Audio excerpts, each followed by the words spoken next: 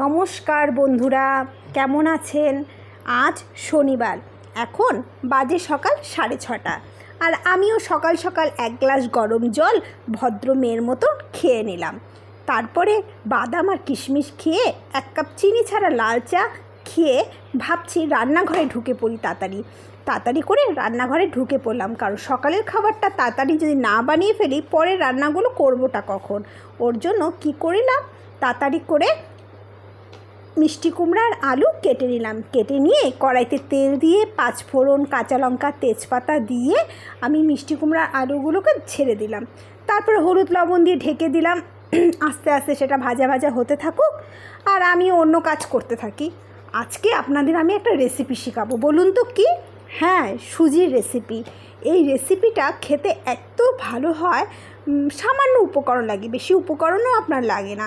কিন্তু যারা কোনোদিনও সুজি খায়নি, এই সুজিটা অবশ্যই খাবে, আর খেলে তারা সুজি খেতেই যাবে। একটু আমি যেভাবে বলছি সেইভাবে বানাবেন, দেখবেন খেতে একটি অসাধারণ একটা টেস্ট চলে আসে। প্রথমে এলাচগুলোকে গুঁড়ো করে নিতে হবে। গুঁড়ো করে কড়াইয়ের মধ্যে আপনি সুজিটা দিয়ে দিবেন। কড়াই গরম করে সুজিটা ঢেলে দিলেন। তারপরে সুজিটা আস্তে আস্তে ভাজতে থাকবেন। আঁচটাকে কমিয়ে দিয়ে আস্তে আস্তে ভাজতে থাকুন। ভাজতে ভাজতে যতক্ষণ না লাল হবে ততক্ষণ ভেজেই যাবে। যাই হোক, এখানে সুজি হতে থাকুক। তারপর আমি আপনাদের সাথে গল্পগুলোও সেরে নেই। সুজি হতে হতে ওই পাশে মিষ্টি কুমড়া আলুর তরকারিও বসিয়ে দিয়েছি। আবার যে আটা মাখতে হবে, কারণ সকালের খাবার তো, রুটি হোক পরোটা হোক কিছু তো বানাতে হবে। কারণ এই মিষ্টি কুমড়া আলুর সবজির সাথে রুটি হোক, লুচি হোক, পরোটা হোক খুব ভালো লাগে খেতে। এই দেখুন, এদিকে আমার মিষ্টি কুমড়া আলুটাও ভাজা ভাজা হয়ে গেছে। এখন এখানে একটুখানি জিরার গুঁড়া, ধনিয়ার গুঁড়া, আদা বাটা দিয়ে একটু কষিয়ে নিচ্ছি। কষিয়ে নেওয়ার পর এর মধ্যে একটু জল দিয়ে দেবো। দিয়ে তারপরে আস্তে আস্তে যখন মাখা মাখা হয়ে যাবে তখনই নামিয়ে ফেলবো। তরকারিটা খেতে কিন্তু ব্যাপক লাগে, একবার বানিয়ে দেখবেন। রুটির সাথে এই সবজিটা দারুণ যায়। যাই হোক, মিষ্টি কুমড়াটাও আবার পেঁয়াজ দিয়ে ভাজাটাও খুব ভালো লাগে, কিন্তু আজ তো শনিবার, আজ তো পেঁয়াজ খাওয়া যাবে না। কিন্তু এই রেসিপিটাও খারাপ, আপনারা চাইলে এর মধ্যে ছোলা ভিজানো দিয়ে দিতে পারেন। ছোলা ভিজিয়ে রান্না করলেও এই ছোলা, তারপরে আপনার মিষ্টি কুমড়া আলু দিয়ে যে সবজিটা, ওটাও খেতে লাগে। নিরামিষের দিন তো বেশ ভালোই লাগে। এদিকে আমার সুজিটাও দেখুন ভাজা হয়ে গেছে, প্রায় লাল হয়েই আসছে। এদিকে আমি সবজিটাও নামিয়ে রাখলাম। যাই হোক, এরপরে কোনো একটি পাত্রে জল গরম করবেন। জলটার মধ্যে এলাচ, তেজপাতা, চিনি দিয়ে খুব ভালোভাবে ফুটাতে থাকবেন। যতক্ষণ না জলটা একটু ঘন ঘন হয়ে যাচ্ছে ততক্ষণ ফুটাতে থাকবেন। দেখবেন এই এলাচগুলো দেওয়াতে জলটার মধ্যে একটি এলাচ ফ্লেভার চলে আসে, যেটা সুজির মধ্যে পাবেন। আর সত্যি বলছি, এই সুজিটা বানিয়ে একদিন দেখবেন, দারুণ হয় খেতে। আসলে সুজি তো অনেকেই পছন্দ করে না, কিন্তু এইভাবে সুজি বানালে আমি গ্যারান্টি দিচ্ছি সে সুজি খাবেই খাবে। যাই হোক, তারপর কড়াইতে একটু সাদা তেলের মধ্যে একটু ঘি দিয়ে দিবেন। ঘি দিয়ে তেলের সাথে ঘিটাকে একসাথে গরম করে নেবেন। তারপর কিছু ড্রাই ফ্রুট যেমন কিশমিশ হোক, কাজু, আলমন্ড, এসব একসাথে করে সেই তেল মিশানো ঘিয়ের মধ্যে হালকা করে ভেজে নেবেন। ভেজে তুলে নেবেন। তোলা যখন হয়ে যাবে তারপরে ওই ঘিয়ের মধ্যেই আপনি সুজিগুলো যেগুলো ভেজে রেখেছিলেন সেই সুজিগুলো দিয়ে দিবেন। তারপরে তেলের সাথে ঘিয়ের সাথে মিশিয়ে সুজিটা আবার ভাজবেন এমনভাবে যাতে লাল হয়ে আসে। যতক্ষণ না লাল হবে ততক্ষণ কিন্তু ভেজেই যাবেন, কারণ লাল হলে পরে দেখতে সুন্দর লাগে। আর যে কোনো জিনিস দেখতে যদি সুন্দর হয় তাহলে খেতেও তার ভালো লাগে। এই সুজিটা সত্যি বলছি অসাধারণ হয় খেতে।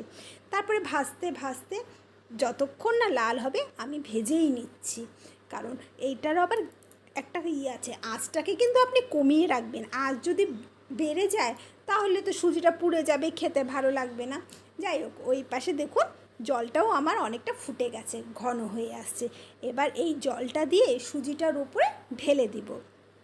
ঢেলে দেওয়ার পরে নাড়াচাড়া করতে থাকবো।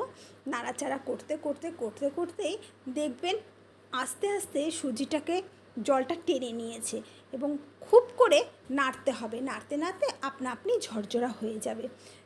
আর এই সুজিটা এত ঝরঝরা হয় যে মানে একটা দানার সাথে আর একটা দানা আলগা হয়ে যায়, খুব ভালো হয় খেতে।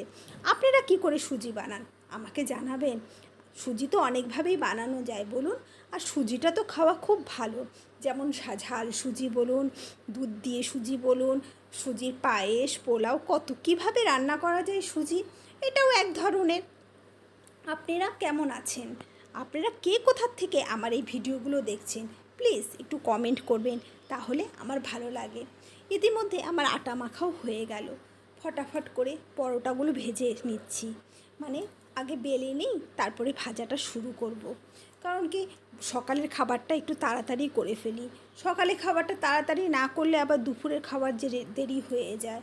আমাদের তো আবার খুব টাইমলি সব কিছু খায়, এর জন্য আমাকে টাইমের মধ্যে সব রান্নাবান্না করতে হয়। যাই হোক, এইভাবে আমি আটাটা মেখে নিয়ে পরোটাগুলো ভেজে নিচ্ছি, সামান্য তেল দিয়ে এপিট ওপিট করে ভেজে নেই। খুব বেশি তেল দিব না, একটু একটু করেই তেল দিয়ে ভাজবো। তেল খাওয়াটা তো বেশি ভালো না, যতটা কম পারি ততটাই দেওয়ার চেষ্টা করি কম তেলে, যাতে রান্নাগুলো টেস্ট হয় আর সবারই ভালো লাগে। যাই হোক, আমার সকালের খাবার তো রেডি, এবার সবাইকে পরিবেশন শুরু করি। আজ দুপুরের রান্না আর আপনাদের কাছে শেয়ার করলাম না, যাই কী কী রান্না করেছি সেটা তো অন্তত দেখিয়ে দিই। এই যে এটা হচ্ছে মাসকলাইয়ের ডাল করেছিলাম, শাক ভাজা করেছিলাম, তার সাথে করেছিলাম ভেন্ডি দিয়ে পোস্ত দিয়ে চচ্চড়ি, আর করেছিলাম নিরামিষ সবজি। এই সবজিটার মধ্যে কাঁঠালের বীজও দেওয়া ছিল, দারুণ হয়েছিল খেতে, সত্যি বলছি বন্ধুরা, দারুণ হয়েছিল। আর পাঁপড় ভাজা, তার সাথে ছিল টক দই। এই ছিল আমার শনিবারের দুপুরের মেনু। কারণ শনিবার তো বাড়িতেই ছিলাম, তাই আস্তে ধীরে অনেকগুলো পদই রান্না করে ফেলেছিলাম, আর রান্নাগুলো প্রত্যেকটা ভালো হয়েছিল। কিন্তু রান্নাগুলো আপনাদের কাছে শেয়ার করতে পারিনি, কারণ রান্নাগুলো যদি আপনাদের কাছে শেয়ার করতে যেতাম তাহলে এই ব্লগটা অনেক বড় হয়ে যেত, যার জন্য রান্নাটা শেয়ার করিনি। কী কী রান্না করেছি সেটা আপনাদের দেখিয়ে দিয়েছি। আবার ভাতও বসিয়ে দিলাম, কারণ সব সবজি রান্না করার পরেই লাস্টে ভাতটা বসালাম, তাহলে একটু গরম থাকবে। ইতিমধ্যে স্নান করে পূজাও করে নিলাম, পূজা পাঠ করে তাড়াতাড়ি করে পুজো করে নিলাম। আগে সবাইকে খেতে দিয়ে দিয়েছি, তারপরে আমি স্নান করে পুজো করতে আসলাম। আজকে পুজো করতে অনেক দেরি হয়ে গেল, কি করব বলুন, একা হাতে তো সব কিছু করতে হয়, এদিকে রান্না বান্না, পূজা পাঠ, সবাইকে খেতে দেওয়া, সবই তো বোঝেন। তা যাই হোক, পুজোটা দিলে মনে হয় মনটা শান্তি হয়ে যায়, ঠিক বলুন তো। তারপরে সন্ধ্যাবেলায় ভাবলাম কি বানাবো, আজকে রাতের খাবারটা কি করব। তখন ভাবলাম একটু পায়েস বানাই, ছেলেও এসেছে, ও পায়েস খেতে খুব ভালোবাসে। তাই দুধ নিয়ে নিলাম, দুধ নিয়ে বসিয়ে দিলাম গ্যাসের মধ্যে দুধটা, আর এদিকে চাল ধুয়ে তার মধ্যে একটু ঘি দিয়ে মেখে রেখে দিলাম, যাতে চালটা ধোয়া থাক, ঘি দিয়ে মাখা থাক, পরে যখন দুধটা ঘন হয়ে আসবে তখন না তার উপরে ছেড়ে দিব। পায়েস খেতে সবারই ভালো লাগে, কিন্তু না আমার আবার চিনির পায়েসটা ঠিক ভালো লাগে না, খেজুরের গুড়ের পায়েসটাই আমার ভীষণ ভালো লাগে। আপনাদের কে কোন পায়েস খেতে ভালোবাসে জানাবেন। আর খেজুরের গুড়গুলো একটু ভেঙে গুঁড়ো করে দুধের মধ্যে ভিজিয়ে রেখেছি, বলুন তো কেন? কারণ কোনো কোনো গুড় না বোঝা যায় না, দুধে দিলেই দেখি দুধটা কেটে যায়। তাই আমি কি করি, আগের থেকে গুড়টাকে ভেঙে দুধের মধ্যে ভেজে রাখি, যখন পায়েসটা হয়ে যায়, ঠান্ডা হয়ে যায়, খানিকটা ঠান্ডা হয়ে যায়, তখন আমি এই গুড়টা দিয়ে মিশিয়ে দিই। তাতে কি হয়, দুধটা কেটে যাওয়ার ভয় থাকে না, আর পায়েসটাও ভালো হয়। না হলে এর আগে না আমি মানে এটা আমি অনেক বছর ধরেই করি, যখন প্রথম পায়েস বানাতাম বুঝতে পারতাম না, গুড় দিয়ে দিতাম, ব্যাস দুধটা যেত ফেটে। আর তখন বলুন তো, এত কষ্ট করে পায়েসটা বানানো হয়, তারপর যে দুধটাই ফেটে যায়, তাহলে কেমন রাগ ওঠে, কেউ খেতেও পারে না ঠিক মতন। ওর জন্য এখন এই বুদ্ধিতেই করি, তাতে দেখি যে না, পায়েসটা খেতেও যেমন টেস্ট হয়, তেমনি দুধ ফাটারও ভয় থাকে না। এই রাতের আজকে শনিবার, কাল আবার রবিবার, কালও ছুটি আছে, ব্যাস এই শনিবার আর রবিবারের আশায় সারা সপ্তাহটা যায়। রবিবারটার থেকে আমার শনিবারটাই বেশি ভালো লাগে, বলুন তো কেন? শনিবারটা আসলে মনে হয় পরের দিন রবিবারের ছুটিটা কাটাবো, আর রবিবার আসলে পরে আর ভালো লাগে না, কারণ পরের দিনই তো সোমবার, আবার সোমবার থেকে শুরু। যাই হোক, দিন তো আসবে, দিন যাবে, দিন তো আর বসে থাকবে না, কিন্তু এই ব্যস্তমান জীবনই মনে হয় ভালো, যত ব্যস্ত থাকবো ততই মনে হয় মন ভালো থাকে, সব ভালো থাকে।